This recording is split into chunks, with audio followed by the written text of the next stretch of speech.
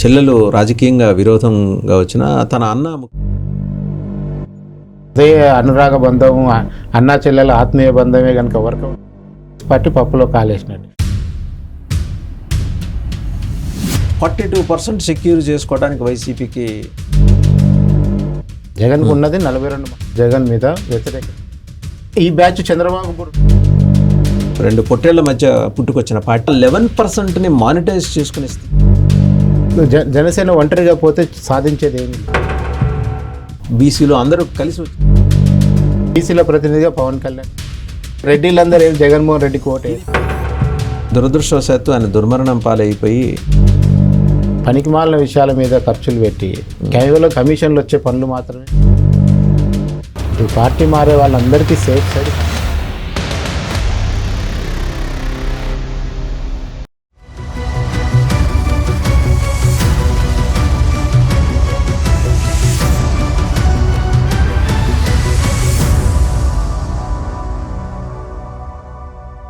నమస్తే, welcome to 4 sides political thought. నేను మీ వాసుదేవన్.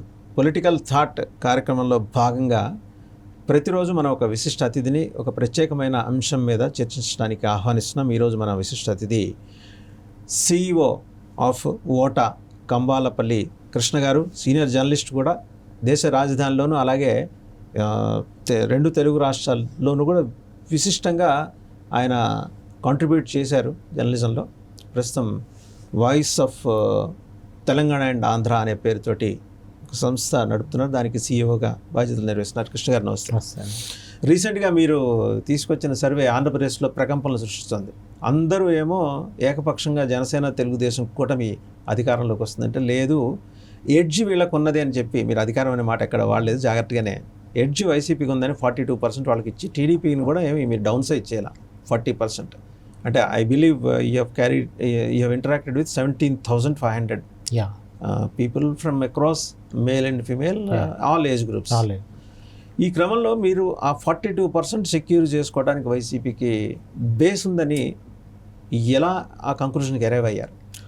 ఒకటి, వైసీపీ మీద ఒకటి ఫస్ట్ చెప్పాల్సిన క్లారిటీ ఏంటంటే, వైసీపీ ప్రభుత్వం మీద జగన్ మీద వ్యతిరేకత ఉంది. అది ఎవరు కాదనలేదు. అది ఓడిపోయేంత కూడా ఉంది. కానీ ఓడించే వాళ్ళు ఎవరు అనేది బేసిక్ క్వశ్చన్. జగన్ మీద ఉన్న వ్యతిరేకతని ఎన్కాష్ చేసుకోగలిగిన పార్టీలు ఏవి అనేది దాన్ని మానిటైజ్ చేసుకో, దాన్ని ఫాలో అప్ కూడా చేయాలి కదా. ఇప్పుడు వ్యతిరేకత ఉంది, ఆ వ్యతిరేకతను ఎన్నికల దాకా తీసుకువెళ్ళి పోలింగ్ బూత్ దాకా తీసుకువెళ్ళగలిగిన వాళ్ళు ఎవరు అనేది ఇప్పుడు అసలు సమస్య. అది వ్యతిరేకత లేకుండా పోలేదు. జగన్కి 100 మార్కులు ఏం లేవు మార్కెట్లో. జగన్కి ఉన్నది 42 మార్కులే. అది మన సర్వే ప్రకారం. ఆయన సొంత సర్వేలో మాత్రం ఆయనకి 58 మార్కులని ఆయన అనుకుంటున్నాడు. 58 వరకు ఆయన వేసుకుంటా అనేది మనకు ఆఫ్ ది రికార్డులో తెలుసుకున్న విషయం. ఇప్పుడు ఆయన టికెట్లు ఎగ్గొడుతున్న వాళ్ళందరికీ 40 లోపు మార్కులు ఉన్నాయి అనేది. అది పెద్ద విషయం. సో ఈ రోజు ఎమ్మెల్యేలు మార్చినా ఎంపీలను మార్చినా వాళ్ళెవరు కూడా 40 మార్క్స్ దాటలేదు కనుకనే మీకు టికెట్ నిరాకరిస్తున్నాను అని చెప్పి చెవిలో చెప్పి పంపిస్తున్నాడు. వాళ్ళు అసంతృప్తితో వెళ్ళిపోతున్నారు, రిజైన్లు చేస్తున్నారు, గందరగోళం జరుగుతుంది ఇప్పుడు అక్కడ ఏపీలో. కానీ ఇక్కడ ఈయనకు రావడానికి కారణం ఏంటంటే, ఎవరు ఎటువైనా సరే జగన్ గారు సీఎం ఉండాలి, వైసీపీ అధికారం ఉండాలని ఒక 12 నుంచి 16% ఇట్లా చేతులు కోసుకునే బ్యాచ్ ఒకటి ఉంది. వాళ్ళు ఆయన కోసమే ఉంటారు. ఈ బ్యాచ్ చంద్రబాబు కూడా ఉంటుంది, గుర్తుపెట్టుకున్నారు. ఎందుకంటే చంద్రబాబుకి ప్రాంతాలతో సంబంధం లేకుండా, ఏజ్తో సంబంధం లేకుండా అభిమానులు ఎట్లుంటారో, జగన్ గారిని ముఖ్యమంత్రి సీట్లో ఇంకో 20 ఏళ్ళు చూడాలనుకునే వాళ్ళు కూడా ఉన్నారు ఈ రాష్ట్రంలో, ఆంధ్రప్రదేశ్లో. కొత్త కల్ట్ అది. సో వీళ్ళని మీరు ఏం చేయలేరు. మీరు వద్దన్నా వైసీపీకే ఓటేస్తారు. అట్లా మీరు వద్దని దండం పెట్టినా వైసీపీకే ఓటేస్తారు. సో అలాంటి పర్సెంటేజ్ ఒకటి. ఆ తర్వాత సెకండ్ కాంట్రిబ్యూషన్ ఎక్కడి నుంచి వస్తుందంటే, మన స్కీమ్స్ నుంచి వస్తుంది. ఆ స్కీమ్స్లో ముఖ్యంగా ఆసరా పెన్షన్ అనే ఒక స్కీమ్ ద్వారా ఆయనకు మంచి యాడెడ్ వాల్యూ అనేది కూడా ఆ సంక్షేమ పథకాల నుంచి వస్తున్న లబ్ధిదారుల లాయాలిటీ ఉంది కదా, ఆ లాయాలిటీ నుంచి వస్తుంది. నిజంగా కృష్ణ గారు, మీరు ఇంటరాక్ట్ అయినప్పుడు ఈ లాయల్టీస్ వర్కౌట్ అవుతాయి అని వాళ్ళ ఫేస్ రీడింగ్, వాళ్ళు ఒకవేళ నాలుక చివరి నుంచి ఏం చెప్పినా ఫేస్ రీడింగ్ ద్వారా మీరు ఐడెంటిఫై చేయగలరు. మనం చాలా కష్టపడాల్సి వచ్చింది. 24 పారామీటర్స్ తీసుకున్నారు. ఎందుకంటే చాలా కష్టపడాలంటే జనము బయటకు ఒకటి చెప్పి లోపల తెలంగాణలో చూసాం మనం. తెలంగాణలో కేసీఆర్ దేవుడు, మా దేవుడు తిరిగి రావాలి అన్న వాళ్ళందరూ కూడా గ్రామీణ ప్రాంతాల్లో లబ్ధిదారులందరూ కాంగ్రెస్ కోటేశారు తెలంగాణలో. ఏదైతే ఆయన ఏ పథకాన్ని నమ్ముకుంటో దళిత బంధుని, రైతు బంధుని, ఆ బంధుని, ఈ బంధుని అన్ని నమ్ముకుంటే ఆయనకి ఎవరు ఓట్లేయలేదు. గ్రామీణ ప్రాంతాల వాళ్ళందరూ కూడా ఓట్లేయలేదు. సేమ్ ఇక్కడ కూడా జగన్ ఒక 3-4 స్కీమ్స్ని ప్రాంప్ట్గా ఇస్తూ వాటిని బేస్ చేసుకుని ఒక లాయల్టీ బేస్, ఇంకా బేసిక్గా మనం సామాజిక వర్గాల వరకు వచ్చినప్పుడు కూడా ఈ పాయింట్ వస్తుంది. ఆయన పొద్దున్న లేసి ఎస్సీ ఎస్టీ బీసీ జపం చేస్తున్నారు. మైనార్టీ ఇది చాలామంది ఓసీలకు నచ్చట్లేదు. ఓసీలందరూ కూడా నెల్లూరు రెడ్ల టైప్ కానీ అందరు ఓసీలు కనుక వ్యతిరేకం అయ్యారనుకోండి, అది ఇంకా రివర్స్ చూపించే అవకాశం ఉంటుంది. సో ఏ రకంగా చూసినా ఆయనకి ఈ రోజు ఉన్నది వైసీపీ అంటే అభిమానము, పాత రాజశేఖర రెడ్డి క్యాడరు, జగన్ని ఒకసారి సీఎంగా చూసిన తర్వాత ఆయనని ఇంకో 20 ఏళ్ళు చూడాలనుకుంటున్న వాళ్ళు మళ్ళీ లబ్ధిదారులు, వీళ్ళందరినీ ఒక దగ్గరికి ఎరవ్ చేస్తే మనం 42%కి రీచ్ అవుతున్నాం అట్లా. సో 40% తెలుగుదేశానికి ఇచ్చారు. దట్స్ కన్సిడరబుల్ ఇచ్చారు. తెలుగుదేశం ఏమి మీరు డౌన్ సైజ్ చేయాల.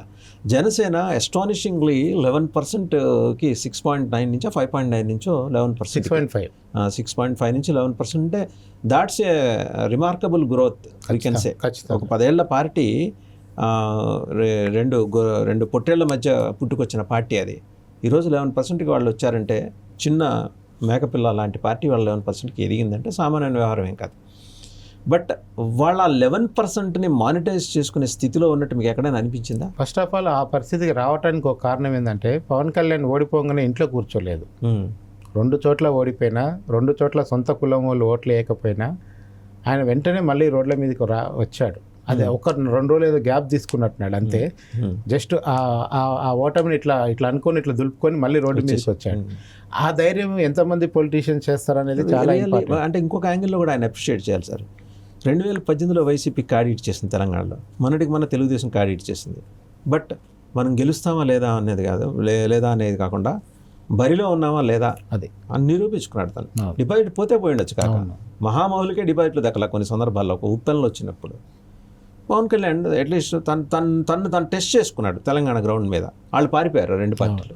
సో దానివల్ల ఏమైపోయిందంటే, పవన్ కళ్యాణ్కి ఈ మాత్రం పర్సెంటేజ్ కూడా రావడానికి ఇంకొక ప్రధాన కారణం ఏంటంటే, పవన్ కళ్యాణ్ని సీఎంగా చూడాలనుకుంటున్న వారి సంఖ్య పెరిగింది. సో పవన్ కళ్యాణ్కి సీఎం ఇవ్వాలి, మనకు ఒక 50 సీట్లు ఇవ్వాలి, మన మీదనే టీడీపీ ప్రభుత్వం ఆధారపడి బతకాలనే కోరుకునే వాళ్ళ సంఖ్య పెరిగింది. ఎందుకని కసి వచ్చింది సార్ జనాల్లో? ఎందుకంటే జనసేన ఒంటరిగా పోతే సాధించేది ఏమీ లేదు. మళ్ళీ ఓట్లు పెరగటం తప్ప సీట్లు అయితే రావు.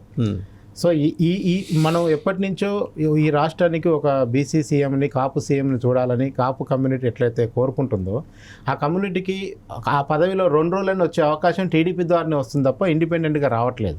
అంత ఇండిపెండెంట్గా వచ్చేంత పని కూడా పవన్ కళ్యాణ్ చేయలేదు, అట్లా కూడా చెప్పగలుగుతాను. ఒకవేళ బీసీలు నిజమే మీరు అన్నది, బీసీలని వాళ్ళకి మంచి ఎలివేషన్ ఇచ్చింది దివంగత ఎన్టీఆర్. ఒక అనివార్య పరిస్థితుల్లో చంద్రబాబు దాన్ని కంటిన్యూ చేస్తూ వచ్చారు. వాళ్ళ మీద ప్రేమతో ఏం కాదు. ఆయన కూడా 2-3 సందర్భాల్లో ఎవరైనా ఎస్సీలో పుట్టాలని కోరుకుంటారా ఇలా మాట్లాడినారే ఆయన. బట్ ఏంటంటే ఒక అవసరం ఆయన్ని నాగరికుడిని చేసేస్తుంది, సివిలైజ్డ్గా మారిపోతారు. అప్పటిదాకా ఎత్తుగడల బేహారీ సివిలైజ్డ్గా మారిపోతాడు. బట్ ఒకటి ఇప్పుడు మీరు చెప్తే గుర్తొస్తుంది, 57% నుంచి 62% బీసీ జనాభా ఆంధ్రప్రదేశ్లో పెరిగింది. ఎల్లకాలం ఆ ఇద్దరే పరిపాలించాలా, మూడో వాళ్ళు ఉండకూడదా అనే ఆలోచన ఇతర కులాలన్నింటిలో వచ్చింది. ఇక్కడ అగ్రవర్ణాలు అనేవి ఏం లేవండి, ఓన్లీ ఓసీ, అదర్ క్యాస్ట్ అంతే. బీసీలు అయితే వీళ్ళు బ్యాక్వర్డ్ క్లాస్ అయితే వాళ్ళు అదర్ క్యాస్ట్ అంతే. ఆ ఇతర కులాలు బీసీలు అందరూ కలిసి వచ్చిన ఆలోచన 80% ఇతను రిప్రజెంట్ చేస్తున్నప్పుడు ఇతని ఇన్ఫ్లుయెన్స్ ఏ మేరకు ఉండొచ్చు అంటున్నా. అంటే అది రాజ్యాధికారం దిశగా అయితే రాలేదు ఆంధ్రప్రదేశ్లో. మనకు ఆ సీటు మనదే అనే ఫీలింగ్ అయితే ఆంధ్రప్రదేశ్ బీసీలు రాలేదు, అందులో డౌట్ లేదు. ఇంకోటి బీసీల ప్రతినిధిగా పవన్ కళ్యాణ్ కూడా చూడట్లేదు. ఎందుకంటే కాపులే ఆయన 100% ఓన్ చేసుకోవట్లేదు. ఒక ఓవరాల్ బీసీలు ఎందుకు పవన్ కళ్యాణ్ ఓన్ చేసుకుంటారు? సో చేసుకునే పరిస్థితి లేదు. ఫస్ట్ ఆయన సొంత అంటే ఏ కులం కూడా, ఇప్పుడు కమ్మోళ్ళు అందరూ 100% చంద్రబాబుకి ఏం ఓట్లు వేయరు, 99% లేదు. అట్లా కూడా ఏం లేదు. వైసీపీకి వేసే కమ్మోళ్ళం కూడా నేను మీకు చూపిస్తాను, నేను మీకు చూపిస్తాను. అట్లాగే రెడ్డిలందరూ ఏం జగన్మోహన్ రెడ్డికి ఓటు, ఎందుకంటే ఆ చంద్రబాబుకి వేసే రెడ్డిలు కూడా ఉన్నారు. రాయలసీమలో చాలా బలంగా ఉంది అదే చెప్తున్నా. అందుకనే ఈ ఒక కులం ఒక పార్టీకే మొత్తం కట్టుబడి ఉందని చెప్పడానికి ఎట్టి పరిస్థితుల్లో కూడా సైంటిఫిక్ డాటా అయితే సపోర్ట్ చేయట్లేదు. ఇప్పుడు మీరు ఎగ్జామిన్ చేసినప్పుడు సార్ మీ సర్వీస్లో ఈ శాంపుల్స్లో రకరకాల కులాల వాళ్ళతో ఇంటరాక్ట్ అయ్యారు కదా, వాళ్ళల్లో ఇప్పుడు మీరు చెప్పిన పరిశీలన వాళ్ళలో కనపడిందా? ఖచ్చితంగా. ఇప్పుడు ఎందుకంటే ఫస్ట్ అసలు ఆంధ్రప్రదేశ్ రాజకీయాలు అనగానే ఫస్ట్ కాపుల నుంచే దృష్టి స్టార్ట్ అవుతుంది. అక్కడి నుంచి ఈసారి కాపులు ఎటు ఉన్నారు, రెండో పాయింట్ బీసీలు ఎటువైపు ఉన్నారు, మూడో పాయింట్ ఎస్సీ ఎస్టీ బీసీ మైనార్టీలు ఎటువైపు ఉన్నారు. ఈ మూడు కేటగిరీల వాళ్ళు ఎవరి వైపు టిల్ట్ అవుతున్నారు, ఎవరికి ఎడ్జ్ ఇస్తున్నారు అనే దాన్ని బట్టి మనం రాజకీయాలు మాట్లాడుకోవాలి ఆంధ్రప్రదేశ్లో. సో అందుకనే ఇప్పుడు పవన్ కళ్యాణ్కి, చంద్రబాబుకి, జగన్కి ఒక కులం అభిమానులు లేరు, ఒక ప్రొఫెషన్ అభిమానులు లేరు, ఒక ఏజ్ గ్రూప్ వాళ్ళు లేరు. 18 నుంచి 65 దాకా అందరికీ అభిమానులు ఉన్నారు, ఈ ముగ్గురికి ఉన్నారు. సో అందుకని ఇక్కడ ఏంటంటే end of the day election టైంకి వచ్చేసరికి ఎవరు బెటర్గా నెక్స్ట్ 5 yearsకి రాగలుగుతారన్న ఆలోచనకి ఓటర్లు వచ్చినప్పుడు చంద్రబాబు ఏం పథకాలు చెప్తుండు, జగన్ ఏం పథకాలు ఇప్పటివరకు ఇచ్చాడు, అంతకుముందు చంద్రబాబు ఏమి ఇచ్చాడు, నెక్స్ట్ పవన్ కళ్యాణ్ చంద్రబాబు కలిస్తే ఏం చేయగలుగుతారు మన రాష్ట్రానికి అనేదేమో ఒక neutral persons, elite section, development కోరుకునే వాళ్ళ ఆలోచన తీరం ఇట్లా ఉంది. రూరల్ జనము బెనిఫిషియర్స్ ఏమనుకుంటారంటే మెజార్టీ ఏమో జగన్ అన్న ఇస్తున్నాడు కదా, జగన్ అన్నకు మళ్ళీసారి ఓటేద్దామని ఒక బ్యాచ్ ఉంటే, చంద్రబాబు వస్తే మాత్రం ఇవ్వడా, ఇవి ఎమ్మటే తీసేస్తాడా అని ఎదురు క్వశ్చన్ వేస్తున్నారు. నీళ్లు చూసి కొండలకు పోసుకోవాలి అట్లేం ఉండదు. ఇప్పుడు మీకు అట్లా అంటే మీరు తెలంగాణను తీసుకోండి, కేసీఆర్ మించిన సంక్షేమ పథకాలు ఎవరు చేసిందని మాట్లాడు చేత, మరి ఎందుకు ఆ సంక్షేమ పథకాలు అందుకున్న ఆ రూరల్ జనాభా మొత్తము రేవంత్ రెడ్డి గారు మాత్రం ఇప్పుడు చెట్లకి ఏమైనా డబ్బులు గాయిస్తాడా ఏంది? ఎవరు చెట్లకు డబ్బులు గాయించలేరు కదా. రేపు చంద్రబాబు వచ్చినా అదే అప్పులు చేయాలి, అదే బ్యాంకుల నుంచి తేవాలి, అవే సెక్యూరిటీ బాండ్లు తేవాలి, అక్కడే అప్పులు చేయాలి, అక్కడే ఖర్చు పెట్టాలి, అక్కడే సంపాదించాలి. ఇప్పుడు రేవంత్ రెడ్డి గారి పరిస్థితి కూడా వచ్చిన హైదరాబాద్ ఆయాన్ని బేస్ చేసుకుని పొదుపు చేసుకుంటూ వృధా ఖర్చులు తగ్గించుకుంటూ రాష్ట్రాన్ని గాడిలో పెట్టాలి. సో ఈ ఇద్దరికి కూడా ఎవరు అధికారంలోకి వచ్చినా ఫైనాన్స్ పొజిషన్ అనేది ఆంధ్రప్రదేశ్లో బాగాలేదు. ఇంక్లూడింగ్ జగన్ గారికి రెన్యువల్ దక్కినా కానీ ఆ తర్వాత సంక్షేమ పథకాలు ఎన్ని ఇంప్లిమెంట్ చేస్తారన్న విషయంలో కూడా డౌట్స్ వస్తాయి మనకి. అంటే ఆ రకమైన ఇబ్బందిని ఒక రకంగా డాక్టర్ వైఎస్ఆర్ అధిగమించగలిగారు. అంటే దురదృష్టవశాత్తు ఆయన దుర్మరణం పాలైపోయి ఆయన జనం గుండెలో నిలిచిపోయారు. కానీ ఆ సెకండ్ టర్మ్లో ఈ ఫిస్కల్ క్రైసిస్ మీకు గుర్తుంది, అదే టైంలో ఆర్థిక సంక్షోభం ప్రపంచవ్యాప్తంగా, సో రిసెషన్ అది దేశంలో కొట్టినట్టు ఆంధ్రప్రదేశ్ మీద కూడా పడింది. అదే ఉమ్మడి ఆంధ్రప్రదేశ్. వరంగా ఆయన అమరుడై సేవ్ అయిపోయారు. తర్వాత వచ్చిన వాళ్ళకి సినిమా చుక్కలు కనిపించినాయి. ఆ రోజు అన్ని సంక్షేమ పథకాలు లేవు, ఒకటి అన్ని వృధా ఖర్చులు కూడా లేవు. పనికిమాలిన విషయాల మీద ఖర్చులు పెట్టి కేవలం కమిషన్లు వచ్చే పనులు మాత్రమే చేశారు ఆ తర్వాత వచ్చిన ముఖ్యమంత్రులు అందరూ. సో ఇప్పుడు మనం రూపాయి ఖర్చు పెడితే 2 రూపాయలు లాభం వచ్చే పనులు చేస్తే రాష్ట్రం బాగుంటుంది. రూపాయి వచ్చే ఆదాయం కాడ రూపాయిన్నర అప్పు చేసుకుంటూ పోతే ఏ రోజుకు బాగుపడదు ఇంకా రాష్ట్రం. ఇప్పుడు జరుగుతుంది అదే, 2 రాష్ట్రాల్లో జరిగింది అది. ఇప్పుడు ఈ ఆస్పెక్ట్ మీరు మాట్లాడినప్పుడు, ఇంటరాక్ట్ అయినప్పుడు జగన్ ప్రభుత్వం వృధా ఖర్చు పెడుతుంది అనే మాట ఎక్కడైనా వచ్చిందా? లేదు, వృధా ఖర్చుల కంటే కూడా ఇన్ని ఫ్రీ ఇవ్వాల్సిన అవసరం లేదు అనేది అనవసరంగా వృధాగా ఫ్రీ. ఎందుకంటే ఇప్పుడు 45 ఏజ్ ఉన్న మహిళలకి పెన్షన్ అనేది చాలా మంది దాన్ని వ్యతిరేకిస్తారు. వాస్తవాన్ని నిజంగా చెప్పాలంటే ఎందుకు ఈ 45 ఏళ్ళ వయసు ఉన్న వాళ్ళకి పెన్షన్ అనేది జనరల్ గా 60 ఏళ్ళు దాటినాక వస్తుంది. 55 అన్నా దాటాలి కదా పెన్షన్. 55 అయితే ఒక పారామీటర్ కింద 55 అన్నా దాటాలి కదా పెన్షన్ కు. 45కే పెన్షన్ ఎందుకని అడుగుతున్నారు.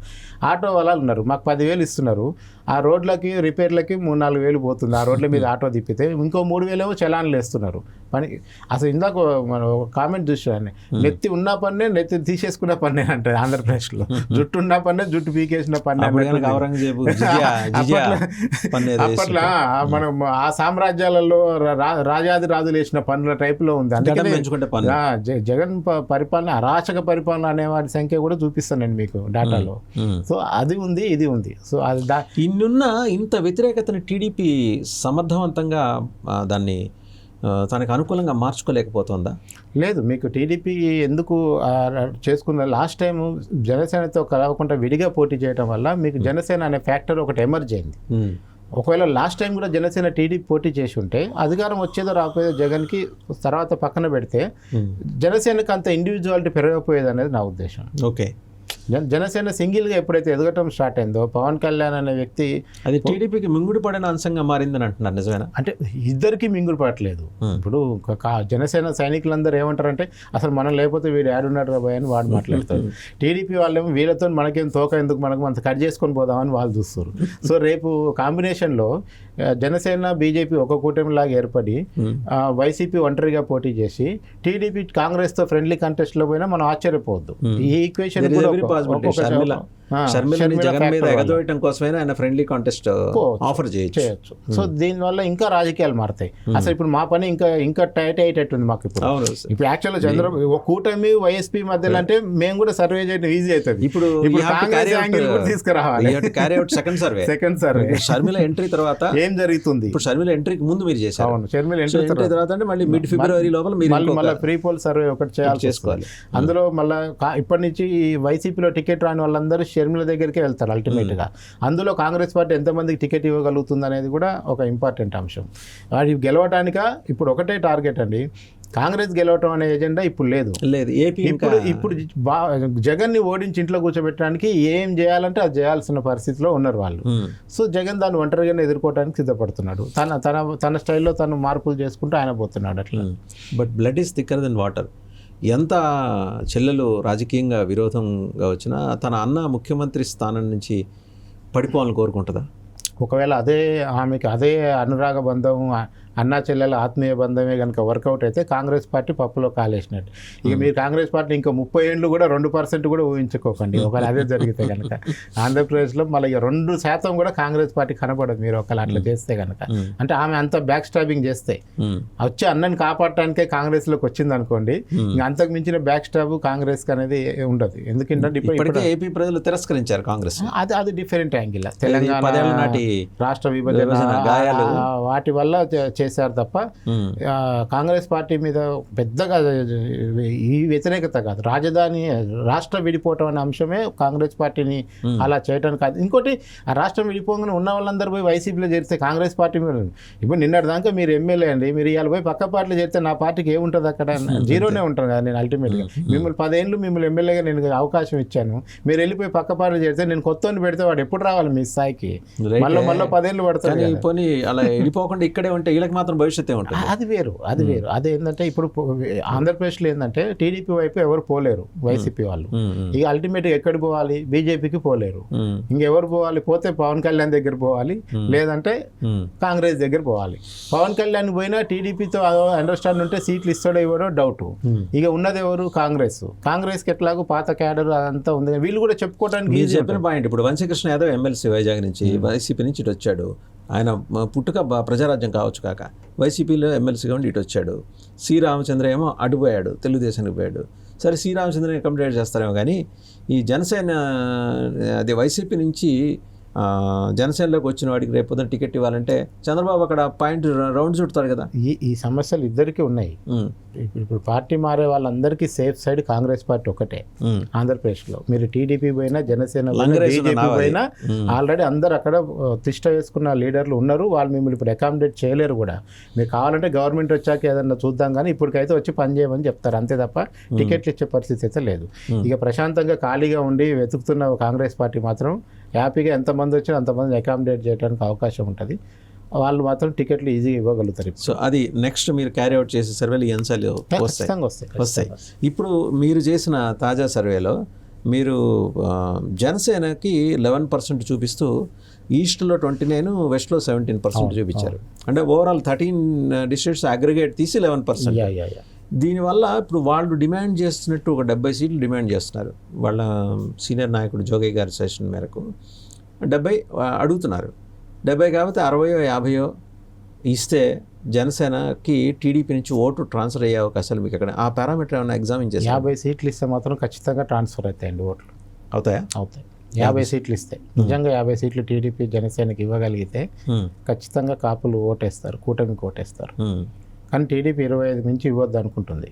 అంటే అప్పుడు పవన్ని కాపు సమాజం మొత్తం 25 మించి జనసేనకు రావన్న విషయం పవన్ కళ్యాణ్ కూడా తెలుసు, నాకు తెలిసిన ఆఫ్ ది రికార్డ్ సమాచారం.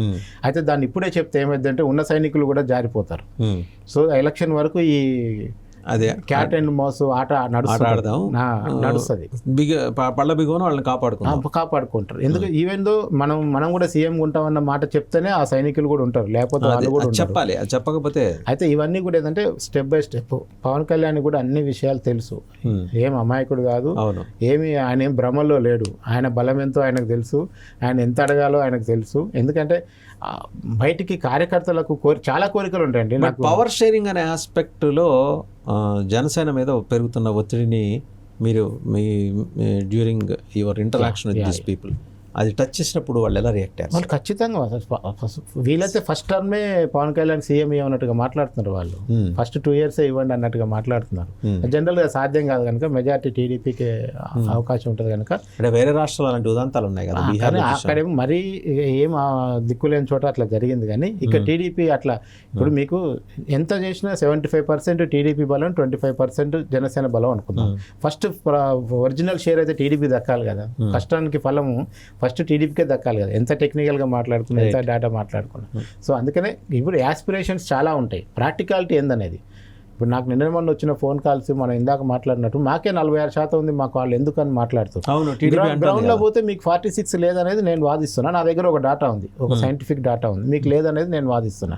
అసలు మాకు ఇవ్వడొద్దు, మేము 120 మేమే గెలవబోతున్నాం సింగిల్గా అనేది టీడీపీ యొక్క వాదన. నాకు వస్తున్న కాల్స్, నాకు వివిధ ఛానళ్ళ కింద పెడుతున్న కామెంట్స్ కంటెస్ట్ చేయాలనుకుంటాను 140లో 120 వాళ్ళే గెలుస్తామనే దాంట్లో వాళ్ళు ఉన్నారు. సో గుడ్, ఉండనియండి, వెల్ అండ్ గుడ్. ఇది ఎప్పుడు తేలుతుంది అంటే మీరు వాళ్ళిద్దరు క్యాండిడేట్లని జనానికి చూపించిన తర్వాత నేను మళ్ళీ ఒక రౌండ్ తిరుగుతాను కదా, అప్పుడు మనం నియోజకవర్గాల వారికి కూడా చేస్తాం. అప్పుడు ఏ నియోజకవర్గంలో ఏ క్యాండిడేట్కి ఎంత అవకాశం ఉందో కూడా చేసినప్పుడు నిజంగా ఫిగర్ అనేది such is the case sir. Alliance పార్ట్నర్గా జనసేనని కలుపుకొని వెళ్ళే అవకాశం ఉందా? అంటే పోకపోవటానికి ఉన్న ఏకైక కారణం ఏంటంటే బీజేపీ, టీడీపీ, జనసేన ముగ్గురు కలిసి ఉండగలిగితే ఓకే. ఒకవేళ చంద్రబాబు ఏదైనా పరిస్థితిలో ఇండియా కూటమి పోవాలనుకుంటే మాత్రమే కూటమి విచ్చిపోతుంది కదా, అదర్వైజ్ ఇప్పుడు ఇమీడియట్ గా ఎగ్జిట్ పవన్ కళ్యాణ్ గారు వాళ్ళందరికీ సరిపడా టైం ఉంది. మీకు సంక్రాంతి దాకా ఏం జరగదు, సంక్రాంతి సంబరాలన్నీ అయిపోయినాక సీరియస్ రాజకీయాలు స్టార్ట్ చేస్తారు. కోడి పందాలు కూడా అయిపోవాలి, అన్ని పందాలు అయిపోయినాక రాజకీయ పందం స్టార్ట్ అవుతుంది. అప్పటిదాకా ఇట్లనే ఉంటుంది, ఏపీ మూడంతా ఇట్లే ఉంటుంది. అట్లా ఇప్పుడు తెలుగుదేశాన్ని చాలా బలంగా విశ్వాసంలోకి తీసుకోవడానికి ఐ థింక్ ఒక 6 జిల్లాల్లో కంపారిటివ్లీ వైసీపీతో 7 జిల్లాలో 6 జిల్లాల్లో ఉన్నప్పుడు ఇంత పోటాపోటీ దాంట్లో తెలుగుదేశం ఎక్కడైనా ఈ ప్రస్తావన వచ్చింది సార్ మీరు ఇంటరాక్ట్ అయ్యేప్పుడు? నిధుల కొరత ఎదుర్కొంటుంది తెలుగుదేశం అనే మాట వచ్చిందా? లేదు, అంటే అసలు జనము ఏ పార్టీ దగ్గర డబ్బులు ఉన్నాయి, ఆ పార్టీ పోటీ చేయగలుగుతుందా లేదా, ఆ పార్టీ దగ్గర స్టామినా ఉందన్న విషయాల మీద జనం అంత డీప్ డిస్కషన్ లేదు. జనం ఏం మాట్లాడుతారు అంటే ఈయన పాలన ఎట్లా ఉంది, ఆయన పాలన ఎట్లా ఉంది, ఈయన పాలనలో ఏమేమి అందుతున్నాయి, ఏమేమి అందట్లేదు, టీచర్లు రిక్రూట్మెంట్ లేదు, గవర్నమెంట్ ఉద్యోగులు 13వ తారీఖు దాకా జీతాలు రావట్లేదు, పెన్షనర్లు 15వ తారీఖు దాకా పెన్షన్ పడట్లేదు, మీకు ఒక్క ఆసరా పెన్షను, వికలాంగుల పెన్షను, వితంతు పెన్షన్లు మాత్రమే 1వ తారీఖు వస్తున్నాయి. మిగతా ఆల్ పెన్షన్స్కి డేట్ లేదు, టైం లేదు, రకరకాలుగా వస్తున్నాయి. ఒక డెవలప్మెంట్ లేదు, రోడ్డు లేదు, ఒక ఇండస్ట్రీ లేదు, ఒక ఇన్వెస్ట్మెంట్ లేదు, ఎక్కడ చూసుకున్న ఇన్ఫ్రాస్ట్రక్చర్ లేదు, ఎక్కడ చూసుకున్న నెగిటివ్. సో దానివల్ల మీకు ఈరోజు మనం ఖచ్చితంగా పార్టీ దగ్గర డబ్బులు ఉన్నాయా లేదని ఆలోచించే స్థితిలో సామాన్య జనం ఏం మనకు కనిపించట్లేదు అక్కడ. రెండోది, మీ దాంట్లో మీ సర్వేలో ముఖ్యమంత్రిగా మీ ఛాయిస్ ఎవరు అన్నప్పుడు వైఎస్ జగన్మోహన్ రెడ్డి గారికి 39%, చంద్రబాబు గారికి 37% ఇచ్చారు. 12% ఇచ్చారు పవన్ కళ్యాణ్కి. థర్డ్ యాక్సెప్టబుల్ సీఎం క్యాండిడేట్గా అంగీకరించారు మొత్తానికి. జగన్కి ఇంత వ్యతిరేకత ఉండి 39%లో ఎలా ఉండగలుగుతున్నారు? సింపుల్, జనం ఇప్పుడు 42% మద్దతు పార్టీకి ఉన్నప్పుడు 39% జగన్కి రావటంలో పెద్ద ఆశ్చర్యం ఏం లేదు. కాకపోతే జగన్ సీఎంగా ఉండాలని కోరుకునే వాళ్ళ సంఖ్య పార్టీలకు అతీతంగా అని చెప్పను, కానీ వైసీపీలో మెజార్టీ జనం మళ్ళీ జగన్ సీఎంగా ఉండాలని కోరుకుంటున్నారు. జగన్ సీఎంగా ఉండాలంటే ఎమ్మెల్యేలు కూడా గెలవాలన్న విషయాన్ని కూడా గమనించాలి వాళ్ళు. అదే ఆ ఎమ్మెల్యేలు ఓడిపోయి జగన్ సీఎం కాలేడు. ఇప్పుడు ఎమ్మెల్యే ప్రస్తావన ఇచ్చారు కాబట్టి మీ ఎమ్మెల్యేని తిరిగి ఎన్నుకుంటారా అని అడిగారు మీరు. అయితే ఎన్నుకుంటామని 45%, ఎన్నుకోబోమని 48% చెప్పారంటున్నారు. ఖచ్చితంగా ఎమ్మెల్యేల మీద ఉన్న వ్యతిరేకత అనేది మనకు అక్కడ క్లియర్ కనపడుతుంది. అంటే మనకు ఇమీడియట్గా కనపడే వ్యక్తి సర్పంచ్ కనపడతాడు, ఎంపీటీసీ కనపడతాడు, ఎమ్మెల్యే కనపడతాడు. ఏదైనా మనకు పని కావాలంటే సీఎం వచ్చి మన పనులు చేయడు కదా రోజు. అంతే. సో దానివల్ల ఏంటంటే ఎమ్మెల్యేకి ఖచ్చితంగా అక్కడ వ్యతిరేకత అనేది మనకు క్లియర్ కట్ కనపడుతుంది. ఇంకొకటి 46% ఎమ్మెల్యే పనితీరు, అదే మీరు అంటున్న జగన్ ప్రభుత్వంపై వ్యతిరేకతకు కారణం ఎమ్మెల్యేల పనితీరు బాగలేదు అనేది 46%, సీఎం పనితీరు బాగాలేదని 35% వస్తుంది. సరే పై రెండు అని చెప్పి 19% అంటున్నారు. ఇంత వ్యతిరేకత ఉన్న ప్రభుత్వం 42% సెక్యూర్ చేసుకుంటుంది. కొంచెం కాంట్రాస్ట్ ఒక్కటే కారణం. సింపుల్ ఏంటంటే ఇక్కడ కూడా నేను మళ్ళీ చెప్తున్నా, ప్రాంప్ట్నెస్ అనేది చాలా ఇంపార్టెంట్. తెలంగాణలో లక్షల కోట్లు ఖర్చు పెట్టారు, అందులో వృధా ఎంత అయిందో, అన్టైమ్లీ ఎన్ని వచ్చినాయో మనకు తెలుసు. ఈవెన్ లాస్ట్ ఎలక్షన్ మూడ్లో దళిత బంధుని ఒక యూనిట్ని 5గురికి పంచారు. 10 లక్షల్ని 5గురికి ఇచ్చి తలా 2 లక్షలు ఇచ్చారు. దళిత బంధు పెట్టిన కాన్సెప్ట్ ఏంది? మిమ్మల్ని ఎంపవర్ చేయడానికి పెట్టింది. మీకు ఏదో ఇండస్ట్రీ పెట్టినో లారో బస్సో కొనేయటం, అదంతా పక్కన పోయి 2 లక్షలతో మజా చేసుకోవడం చేశారు. అయిపోయింది కాన్సెప్ట్. సో పథకం పెట్టడమే కదా, దాని ఇంప్లిమెంటేషన్ ఎలా ఉంది, అది నిజంగా లబ్ధిదారులకి ఉపయోగపడుతుందా లేదా, ఈ ట్రాకింగ్ కూడా ఉండాలి కదా. ఆ విషయంలో జగన్ కోట్లు పడుతున్నాయి. ఓకే, జగన్ ఆ విషయంలో మెటికులస్ గానే ఉన్నారు. ఎందుకంటే మీకు ఇందాక చెప్పాను కదా, బెనిఫిషరీస్తో మీరు ఇంటరాక్ట్ అయ్యారు కదా. ఖచ్చితంగా వాళ్ళైతే మాకు ఆన్ టైం వస్తున్నాయి. వాళ్ళు హ్యాపీగా ఉన్న ఏకైక అంశం అది ఒక్కటే. వాలంటీర్ వ్యవస్థ కొంచెం సక్సెస్ అయింది అక్కడే. వాలంటీర్ వ్యవస్థ ద్వారా జగన్ ఇంకా వేరే పనులు చేయించుకుంటున్నాడు. ఎమ్మెల్యే ఎక్కడికి పోతున్నాడు, ఎక్కడ ఉంటున్నాడు, ఏ ఊర్లో నైట్ ఉంటున్నాడు, ఎప్పుడు వస్తున్నాడు, ఇంటెలిజెన్స్, ఏ ఫ్లైట్ ఎక్కుతున్నాడు, ఏ కార్లో పోయాడు, ఇదంతా కూడా అదే నడుస్తుంది మళ్ళీ వాలంటీర్ వ్యవస్థ ద్వారా. సో ఈ 2 రకాలుగా వాలంటీర్ వ్యవస్థ అనేది జగన్కు ఉపయోగపడుతుంది మనకు అక్కడ. ఎవరి ప్రభుత్వ పథకాలు ఉపయోగకరం అంటే జగన్ 46, చంద్రబాబు 40%, చెప్పలేమనేవాళ్ళు 14%. అంటే ఇక్కడ 6% ahead of TDP Jaganmohan Reddy. అది కూడా ఇంప్లిమెంటేషన్, ఆయన కూడా మంచి పథకాలు ఇచ్చారు. ఇప్పుడు రేపు మొన్న కొత్తగా ప్రకటించారు కదా మళ్ళీ ఆర్టీసీ బస్సులో ఉచిత ప్రయాణం మహిళలకి, ఇవన్నీ చెప్పారు కదా. సిలిండర్లు 5 సిలిండర్లు, ఆడబిడ్డ పథకము, రైతు సాయం, ఇంట్లో ఉన్న ప్రతి మహిళకి 2,500. ఇట్లాంటి ఈ 5 ఇంపార్టెంట్వి మొన్న విజయనగరంలో అనౌన్స్ చేసిన తర్వాత లక్కీలో మా సర్వే స్టార్ట్ అయిన 3 రోజులకే ఆ అనౌన్స్మెంట్ వచ్చింది. మేము వెంటనే మళ్ళీ క్వశ్చన్ ఇదంతా మార్చేసి వీటిని కూడా ఇంక్లూడ్ చేసినాం. కూటమి ఇస్తున్న కొత్త పథకాల మీద మీ అభిప్రాయం ఏందనేది కూడా మనం ఎమ్మటే యాడ్ చేయడం వల్ల ఉమెన్ బాగా రెస్పాండ్ అయ్యారు. ఓకే, ఒక 75% ఉమెన్ ఇస్తే బాగుంటుంది, మేము ఓటేస్తామన్నారు. 25 మాత్రం డబ్బులు లేవు కదా ఆంధ్రప్రదేశ్లో, ఎట్లా ఇస్తారని అడిగారు. ఓకే, ఇంకోటి తెలంగాణలో బస్సులు సరిపోవట్లేదు కదా, మరి మళ్ళీ మన దగ్గర కూడా బస్సులో కూడా వస్తుంది కదా. ఆల్రెడీ ఆడ కొట్టుకుంటున్నారు హైదరాబాద్లో బస్సులలో. ఎందుకంటే వీళ్ళు రోజు వీడియోలు చూస్తారు కదా తెలంగాణ వార్తలు. సో అక్కడే ఆల్రెడీ బస్సులలో జుట్లు పట్టుకొని కొట్టుకుంటున్నారు. మళ్ళీ మన పరిస్థితి ఏందని కూడా మాట్లాడుకుంటున్నారు. సో సిచ్యువేషన్ అయితే అలా ఉంది ఆంధ్రప్రదేశ్లో. ఈసారి ప్రభుత్వం మారుతుందని అనుకుంటున్నారా అంటే అవునని 44, కాదని 42%, చెప్పలేమని 14%. మరి మారుతున్నప్పుడు 42% తోటి జగన్ మళ్ళీ అధికారానికి చేరువయ్యే అవకాశం ఎలా ఉంటుంది? ఇది ఏంటంటే మన ఫ్లూయిడ్ సిచ్యువేషన్. ఇది మనం ఇచ్చిన వాళ్ళిద్దరు కూటమి మధ్య గ్యాప్ ఏమో 9% ఉంది. విత్ ఇన్ ద మేజర్ పార్టీల మధ్య గ్యాప్ ఏమో 2% ఉంది. రెండు మేజర్ పార్టీలు చూసుకుంటే 2% గ్యాప్, కూటమి మధ్య గ్యాప్ చూసుకుంటే 9% ఉంది. సో ఇది ఎండ్ ఆఫ్ ద డే ఎమ్మెల్యేల క్యాండిడేట్లను బట్టి కొంత ఈ పర్సెంటేజ్ లో టిల్ట్ ఉంటుంది. Chances are there. మీకు అందుకనే మనం ఆ 3 పార్టీలు అభ్యర్థులను ప్రకటించి బరిలోకి దింపిన రోజు మనము ఒరిజినల్ గా దీన్ని ట్రాక్ చేసి అప్పుడు నియోజకవర్గాల వారిగా లెక్క చెప్పొచ్చు మనం. అసలు ఏ పార్టీకి ఏ జిల్లాలో ఎన్ని సీట్లు వస్తాయి, సీట్ల సంఖ్యతో సహా చెప్పొచ్చు మనం. అప్పుడు చంద్రబాబు అరెస్ట్ వల్ల సింపతి పెరిగిందా అంటే పెరగలేదు అనేది 36, 57% ఏమో లేదు పెరిగిందా అంటే అవుననే వాళ్ళు 36%, కాదనేవాళ్ళు 57%. సింపతి పెరగలేదనే వాళ్ళ సంఖ్య ఎక్కువ ఉంది. ఎందుకని అది? ఒకవేళ చంద్రబాబు అరెస్ట్ వల్ల సింపతి పెరిగితే మీరు రాసి పెట్టుకోండి, వాళ్ళు అనుకుంటున్న 120 అలోన్గా వస్తాయి నిజంగా. ఓకే, కానీ అలాంటి సిచ్యువేషన్ లేదా? అంత డ్రాస్టిక్గా కూడా అది పబ్లిక్లో మా బాబుని అరెస్ట్ చేస్తారా, సంగతి చూస్తారా అని ఇట్లా పళ్ళు కొరికి చేతులు పిసికే అంత పరిస్థితి రావాలి.